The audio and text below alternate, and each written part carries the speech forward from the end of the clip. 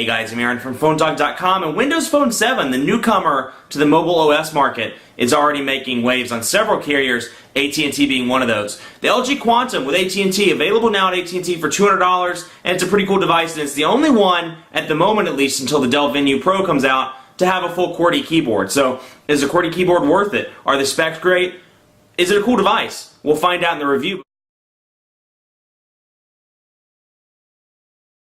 I like playing around with the theme colors so you can see in between the takes that I'm switching the colors around. Anyway, let's take a look at the marketplace, and one frustration I've had so far with I say frustration all the time. One irritation I've had with the marketplace is, unlike the more sophisticated, more advanced and mature marketplaces, Android Market, App Store, things of that nature, it groups things pretty differently in the marketplace search. So let's say I'm looking for Twitter in the marketplace, looking for the Twitter app in the marketplace. I search, and it's going to bring up everything with Twitter in the title or in the description. So Twittering Machine as an artist, Twitter Music as an album, music volume, Twitter is a song.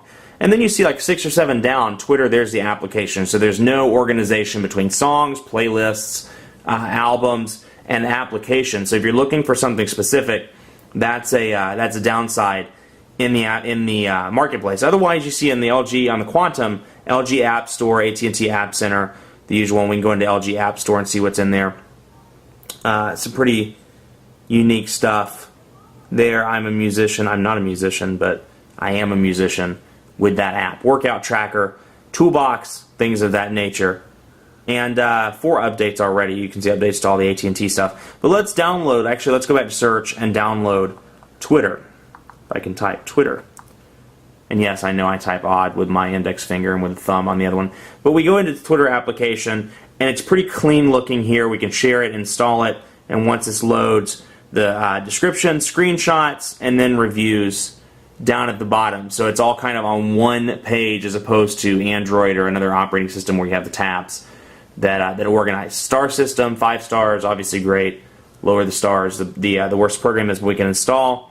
And I don't have my Windows Live ID configured on this device just yet. Let's go ahead and put that in, and we can get our download on. But downloading is pretty easy. Download live.com. I can't talk and do that at the same time, so let's get this configured.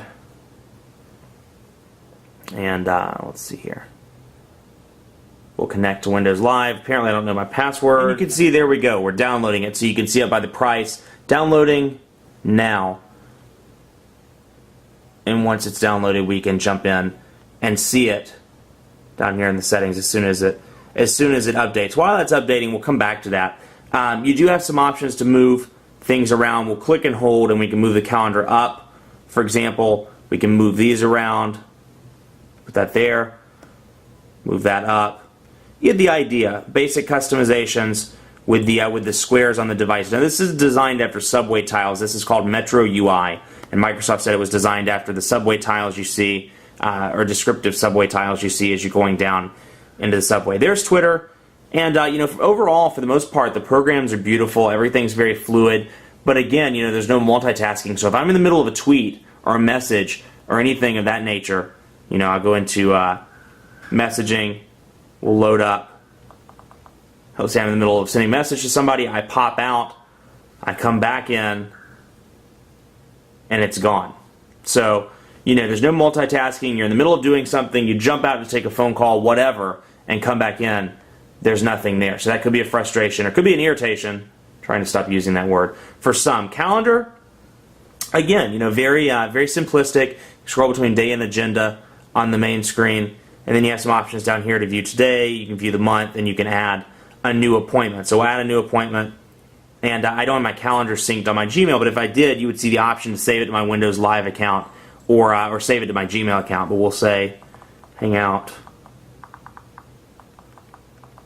with John. And we'll make that location Canada. I travel to Canada.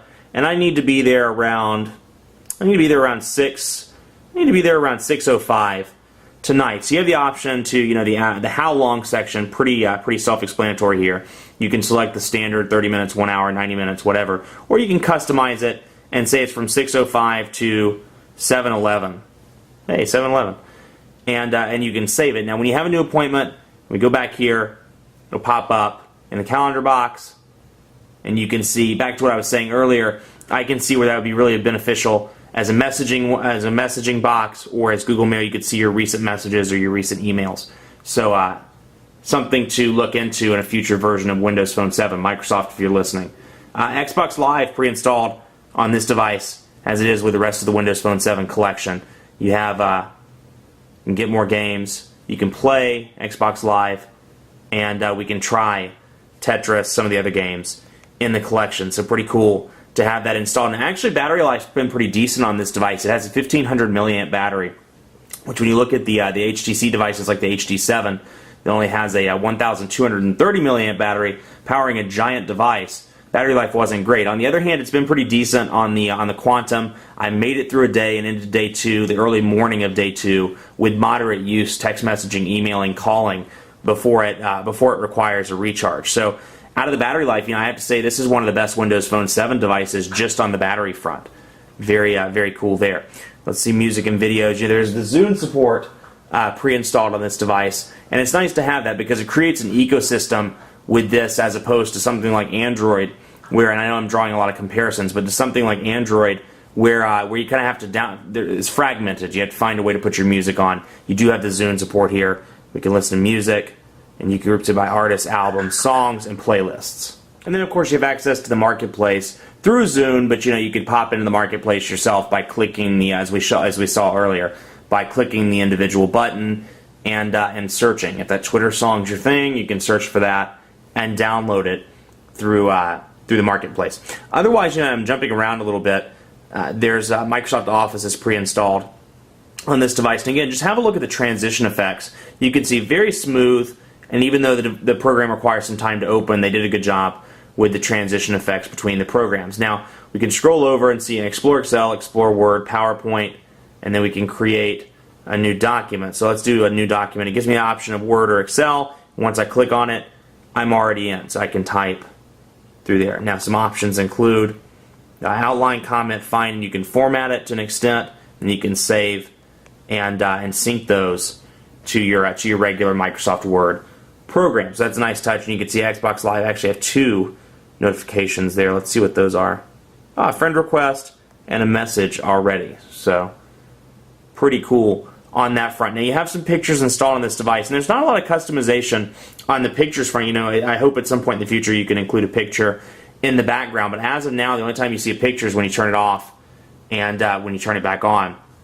For example, there you'll see my appointments there, and when you have messages, be it email or text messages, there are little icons that appear in the bottom area of the screen. Now, to change that, you go into Settings and Lock and Wallpaper, change wallpaper, and for the most part, the wallpapers are pretty stock across the board, with the exception of every now and then, there are quite a few on the LG actually, some custom wallpapers that you can choose from.